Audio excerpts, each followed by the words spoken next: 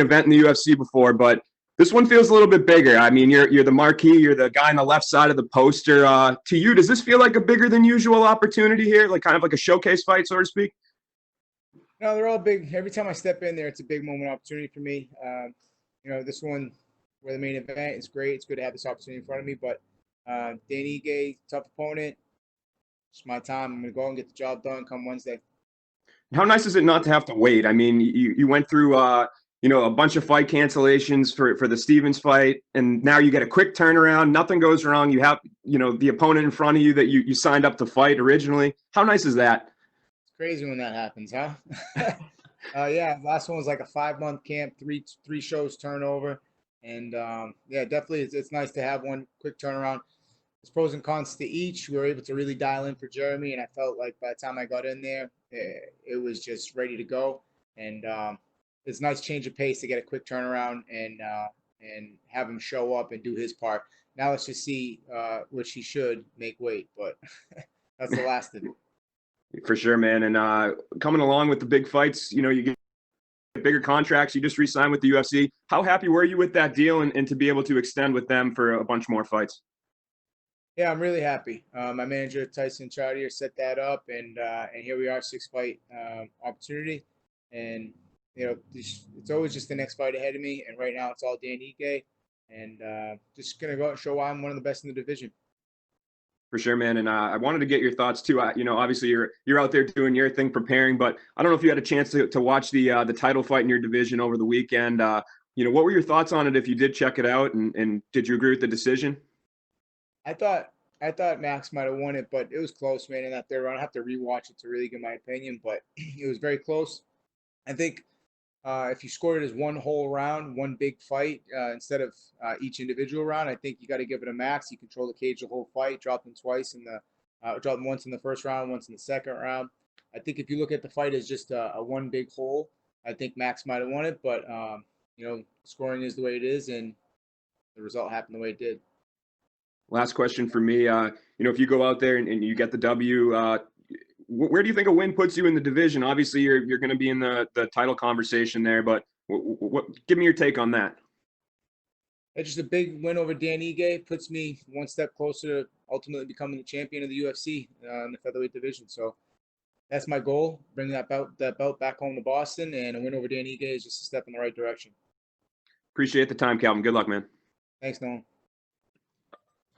Next up, we have Paul Honda of the Honolulu Star Advertiser. Hello, Calvin. Uh-oh, this one sounds a little biased. Hey, you know what? I appreciate greatness. It doesn't even matter where you're from, man. It's a Appreciate pleasure to that. talk to you. Yeah. Um, All right, cool. I know you're not in Vegas. I know you're not gambling and stuff, but those guys say you're the big favorite, and that can be a little tricky if you care about it, and it probably is a little bit of a motivation for anybody who's an underdog, especially Danny. How do you think about that kind of stuff? Yeah, good thing for me. I don't care about it. Yeah. Care. Okay, and then your nickname. How did you get it? Do you embrace it? Boston finisher. Yeah, locally, I fought some kid from New York, and they want to do the whole Boston New York thing because the rivalry is real back home. I don't know if you know about it, but Yeah.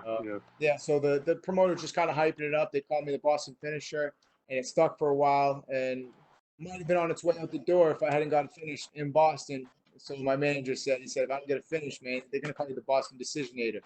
So I had to start with some wins, and now here we are, most finishes in the featherweight division since I debuted.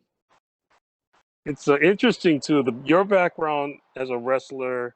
Dan began as a wrestler, and his high school coach, told me he started a little bit late. He started as a junior in high school. But you get to this point, now you're known as one of the best punchers in UFC or in the featherweights.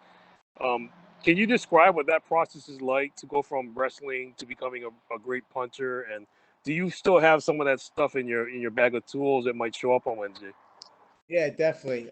When I wrestled in high school, I was always a scrappy kid, and never the most technically sound. But I felt like everybody I lost to, if I could have just punched them in the face, I could have won. And here I am. Fast forward this many years later, I found my sport, and I feel at home. Okay. Well, thanks very much. It's a pleasure. Best wishes. All right. Good talking to you. Thank you. Next, we have Damon Martin with MMA Fighting. Hey, Calvin. Dan has made a lot going into this fight. The respect he has for you taking this fight, considering he's behind you in the rankings. I don't think you're a guy who really turns down opportunities, but do you appreciate that? He kind of said that, and he kind of brought it up that you didn't have to take this fight. Yeah, it's what it is, man. I'm here to compete against the best guys in the world. Dan's done what he had to do to the last 6 guys here in this shot too. So I think we're similar in the fact that many people overlooked us and didn't think we'd have this opportunity ahead of us. And many people probably doubted us along the way. And here we are. Is the main event, Abu Dhabi Fight Island. So now it's just simply me going out and showing why I'm the better fighter. Kind of a similar question I asked to Dan. You guys are fighting, for a second time during this kind of pandemic. You obviously had the big win over Jeremy Stevens, and now you're the main event of this card. A lot of the top featherweights, unfortunately, have been kind of sidelined. Ortega and Zombie have been talking, but they're not fighting. And obviously, we've heard rumors about Zabit and Yair, but again, nothing, as far as I know, is 100% confirmed. I mean, were you happy to stay active? It is also frustrating that some of the top guys aren't as active. Nah, man, that's it. There's a lot of talking going on and not a lot of fighting. And I think you see guys like Dan Ige, myself, wanting to be busy. It shows who's hungry, and that type of mindset pays dividends in the long run. So, people can stay inactive as they want, and we'll catch up to them all eventually. You've mentioned about what kind of finisher you are, and one thing Dan has shown in all his fights is he has incredible toughness. He took some shots from Edson Barbosa that probably would have put a lot of guys out. Do you enjoy facing that kind of guy, and does it kind of raise the level of challenge for you to go out there and get a finish over a guy like Dan, who has been shown to has shown incredible durability? Yeah, Jeremy Stevens showed incredible durability over the course of his career as well.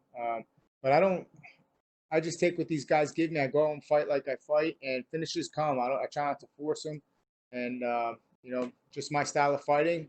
I see the opportunity, I strike, and we'll see how Dan Ige holds up to that.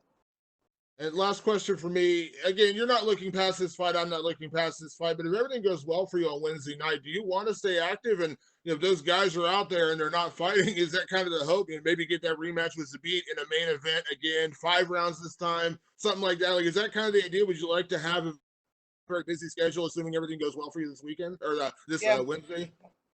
My goals post Zabit fight were just to go 3-0 this year. I started out with Jeremy.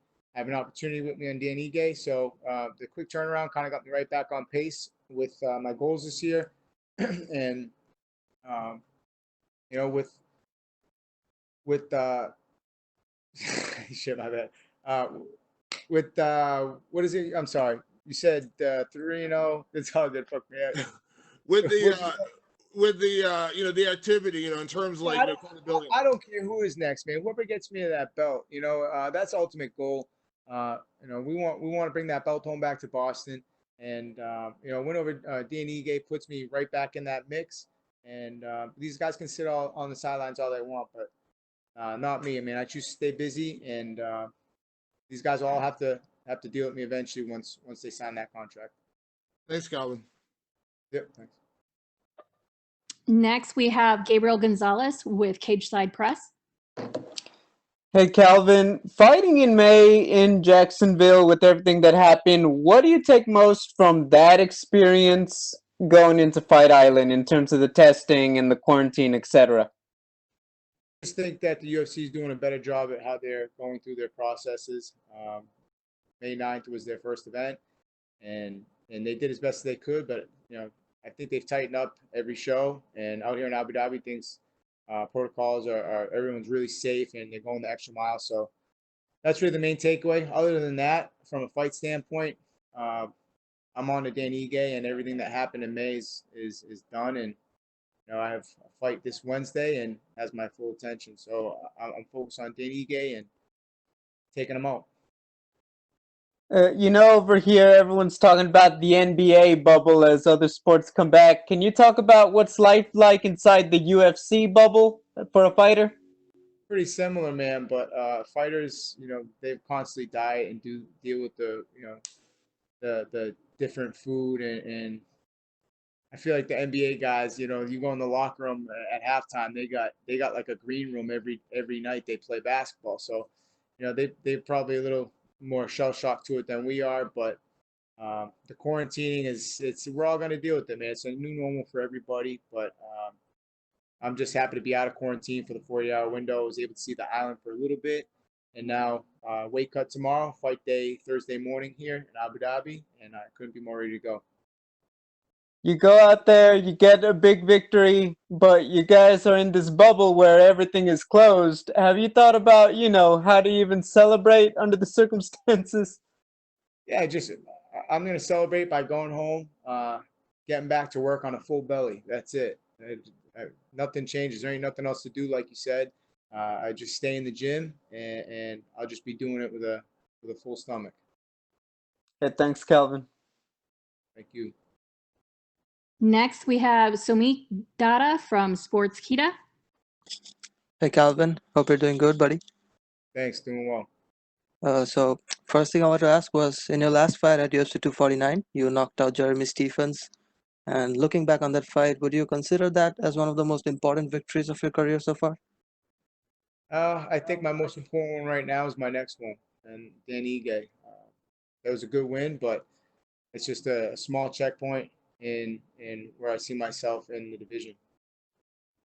Right. So the UFC 251 fight, the featherweight title fight between Alex Volkanovski and Max Holloway. What did you think of that? I thought if you scored it as one full round in total, I think you got to give it to Max. But where the scoring system is the way it is, I could see the third round going either way. Uh, and but where Max controlled the cage the whole fight, dropped him in the first and the second. If it was just scored differently, I think Max might have got the nod. Right. So if you emerge victorious this week, would you vouch for a title shot next, or would you like to get a few more wins before eventually shifting your focus on the belt? I'll take that belt as soon as it presents itself. So win over Dan Ige puts me in that mix, and yeah, the perfect world. I want the champ. Right, of course. So, one final question: do we expect another spectacular finish from you this week?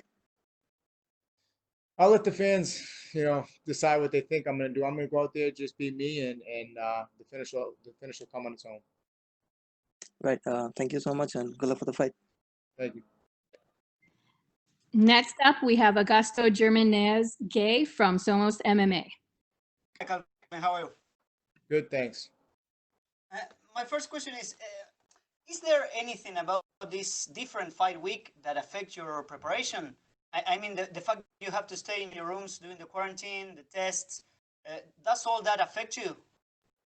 No, I roll with the punches. I just adjust, and anything that would affect me would also affect Dan Ige. So we're on level playing field, and I think I deal with adversity better than these guys. So I see with the struggle and all this adversity, I think I handle it better. I see it as an advantage for me.